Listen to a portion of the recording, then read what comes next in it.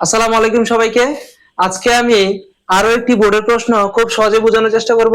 আশা করি সম্পূর্ণ ভিডিওটা দেখলে এই জাতীয় টাইপের সকল সৃজনশীল তোমরা খুব সহজেই বুঝতে পারবা। এখানে ক নম্বরে বলা হয়েছে প্রচুরক শ্রেণীর মধ্যমান নির্ণয় করো। এখানে প্রচুরক শ্রেণী বলতে কোনটাকে বোঝায়, অর্থাৎ গণসংখ্যার দিক দিয়ে দেখলে যেই গণসংখ্যাটা সবচেয়ে বড়, এই যে গণসংখ্যা আছে এগুলোর মধ্যে সবচেয়ে বড় গণসংখ্যা কত? 15। 15-র যে শ্রেণী ওটাকে বলে প্রচুরক শ্রেণী। ঠিক আছে, এখন যদি আমরা প্রচুরক শ্রেণীর মধ্যমান নির্ণয় করি তাহলে এখানে কি লিখতে পারি? নাম্বার ক, এখানে সর্বাধিক গণসংখ্যা কত? সর্বাধিক গণসংখ্যা অর্থাৎ সবচেয়ে বড় সংখ্যা কত আছে? 15 আছে। সর্বাধিক গণসংখ্যা 15 আছে। কততম শ্রেণীতে? 15টা আছে 44 থেকে 47তম শ্রেণীতে। ঠিক আছে, তাহলে কি লিখতে পারি? আছে 44 থেকে 47তম শ্রেণীতে। ঠিক আছে, সুতরাং প্রচুরক শ্রেণী প্রচুরক শ্রেণী হচ্ছে কত? 44 থেকে 47। এখন কইছে প্রচুরক শ্রেণীর মধ্যমান নির্ণয় করতে। সুতরাং প্রচুরক শ্রেণীর মধ্যমান সমান মধ্যমান নির্ণয় করতে গেলে মধ্যমানের একটা সূত্র আছে। এই প্রথম সংখ্যা আর শেষ সংখ্যা যোগ করে 2 দ্বারা ভাগ করবা, তাহলে মধ্যমান পাইবা। তাহলে মধ্যমান যদি বাইর করি কত আছে? 44 যোগ 47 ভাগ কত? 2। তাহলে এবার যদি আমরা যোগ করে লিখি 4 আর 7 যোগ করলে হয় 11, 11-র 1 হাতে আছে 1, 4 আর 1 5, 5 আর 4 হয় 9 ভাগ 2। যদি 90-রে 2 দ্বারা ভাগ করি হয় 45, যেহেতু এটা 91 তাহলে কত দাঁড়ায়? 45.5 দাঁড়ায়। ঠিক আছে, এটাই হচ্ছে প্রচুরক শ্রেণীর মধ্যমান। ঠিক আছে, এখন যদি আমরা মধ্যক নির্ণয় করি, মধ্যক নির্ণয়ের ক্ষেত্রে এখানে কিন্তু একটা সারণী দেওয়া আছে। সারণী থেকে আমরা আগে উপাত্তগুলো উঠাবো। এখানে শ্রেণীব্যক্তি দেওয়া আছে। শ্রেণীব্যক্তি কিন্তু প্রশ্নে দেওয়া আছে 32 থেকে 35। শ্রেণীব্যক্তি দেওয়া আছে 32 থেকে 35। তারপরে দেওয়া আছে 36 থেকে 39, 40 থেকে 43, 44 থেকে কত? 44 থেকে 47, 48 থেকে 51, 52 থেকে 55 পর্যন্ত এই শ্রেণী ব্যক্তিগুলো দেওয়া আছে। তারপরে ঘর হচ্ছে গণসংখ্যার ঘর, যেগুলো আছে এগুলো আমরা গণসংখ্যার ঘরে লিখবো। কত আছে? 7, 9, 11, তারপর আছে 15, তারপরে কত আছে? 15, তারপরে কত আছে? 13, তারপরে আছে 5। ঠিক আছে, এবার ক্রমযোজিত গণসংখ্যা অর্থাৎ শুরুতে আছে 7, লিখবো আমরা 7। 7-এর সাথে 9 যোগ করে আমরা লিখবো। 7 আর 9 যোগ করলে কত হয়? 16। 16-র সাথে আবার 11 যোগ করব, তাহলে কত হয়? হয় 27। 27-এর সাথে যদি 15 যোগ করি, 10 যোগ করলে হয় 37, আর যদি 5 দেই তাহলে দাঁড়ায় 42। 42-এর সাথে 13 যোগ করলে কত হয়? 55। 55-র সাথে যদি আমরা আবার এই 5 যোগ করি তাহলে হয় 60। অর্থাৎ ক্রমযোজিত গণসংখ্যা বলতে এটার সাথে এটা যোগ করা যা পাবো, এটার সাথে আবার এটা যোগ করা, এভাবে যোগ করতে করতে যাওয়া। তাহলে এখানে আমরা কি লিখতে পারি? n সমান সমান সবগুলা যদি যোগ করি তাহলে দাঁড়াবে কত মান? 60। ঠিক আছে, 60। তাহলে এবার প্রচুর মধ্যক নির্ণয় করতে বলছে। তাহলে এখানে আমরা কি কি পাইছি? এখানে পাইছি আমরা n সমান সমান কত পাইছি? 60।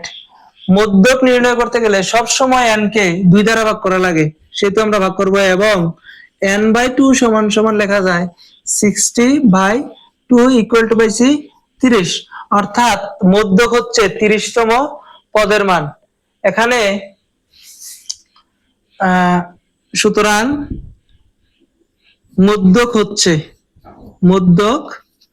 হচ্ছে 30তম পদের মান। 30তম পদের মান এবং 30তম পদ, এই যে 30, এগুলোর মধ্যে থেকে যদি আমরা 30 হিসাব করি তাহলে কোনটার ভিতরে আছে 30? এই যে 42, এটার ভিতরে কিন্তু 30 আছে। 47 এর ভিতরে কিন্তু নাই, আর 87 এর ভিতরে কিন্তু নাই, আছে 42 এর ভিতরে 30টা লুকাইতো।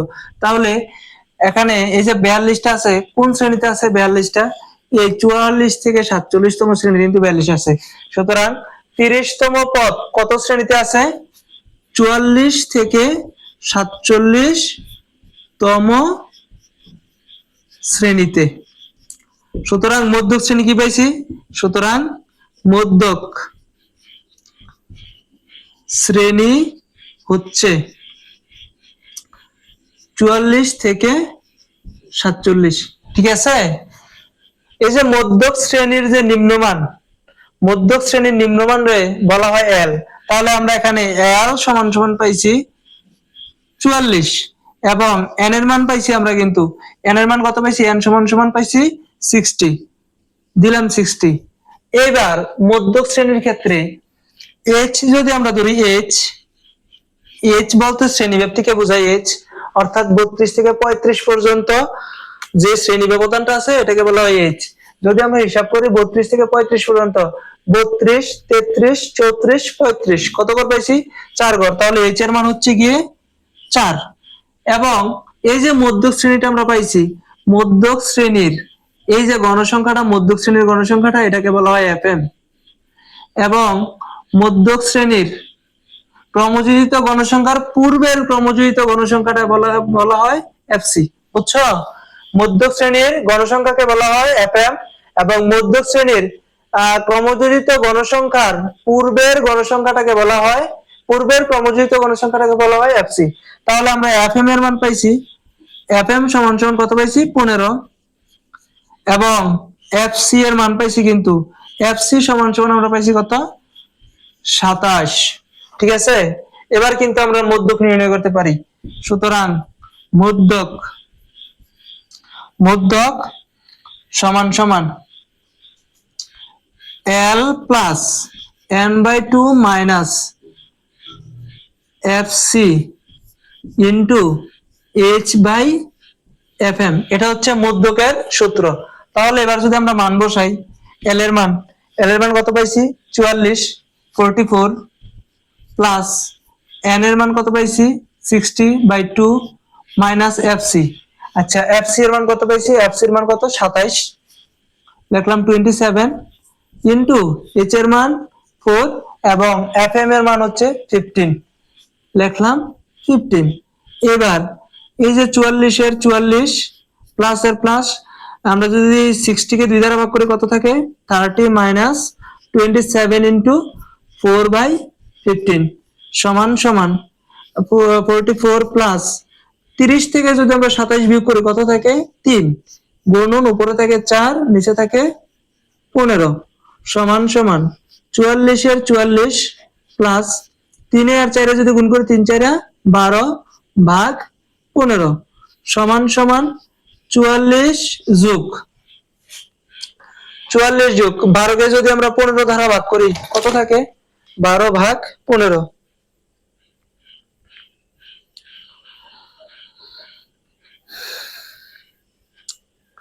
12 ভাগ 15 পাইছি আমরা 0.8, তাহলে 0.8 পাইছি। যদি আমরা এটাকে যোগ করি তাহলে কি দাঁড়ায়? 44.8। এটা হচ্ছে মধ্যকের মান।